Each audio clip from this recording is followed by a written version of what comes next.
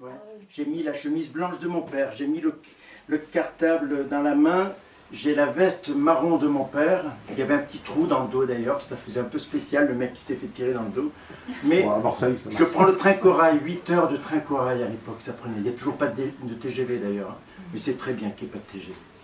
8 heures de train corail, je transpire, et puis il est 11 heures du matin et j'arrive à Marseille. Est-ce que parmi vous, il y a quelqu'un qui a eu la première émotion de l'arrivée sur l'esplanade de la gare Saint-Charles? Oui, Ah oui, oui, oui. La première fois qu'on arrive Oui. hein, de l'extérieur, Oui.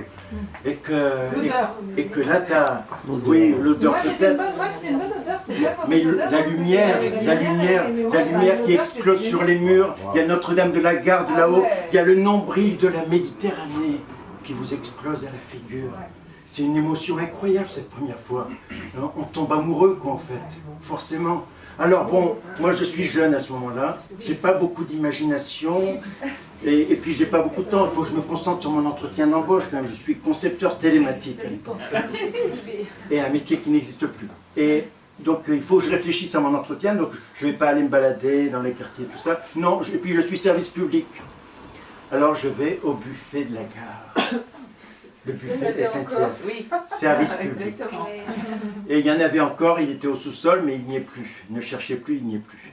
Donc, je vais au buffet de la gare, je prends un plateau, vous savez, ce genre de plateau en bois, là où on met des choses dessus. Je prends une assiette de pâtes à la bolognaise et une canette de jus d'orange. Alors, c'est pas fameux, je sais. Avant un entretien d'embauche, pour la chemise blanche, les pâtes, et avant l'entretien d'embauche et le jus d'orange, c'est pas terrible. Mais j'avais pas eu les 4 enfants, donc j'avais pas encore les notions de diététique que j'ai maintenant. Maintenant, je suis un papa excellent. Donc j'ai plus de notions, quoi. Mais là, j'en étais là de ma vie. J'ai tout ça sur mon plateau, je suis guuré, je virevolte entre les tables, je m'installe, je pose mon petit cartable, ma veste, je m'assois, et comme ça m'arrive tout le temps, je sais pas, ça doit sûrement vous arriver tout le temps dans les selfs, j'ai oublié le verre et les couverts. C'est un grand classique. Bah, je me lève, je me relève de nouveau, je me faufile, je fais la file d'attente, hein, qu'on appelle la queue, et je reviens tout content avec mon verre et mes couverts. Franchement, j'ai un moment de plaisir à ce moment-là.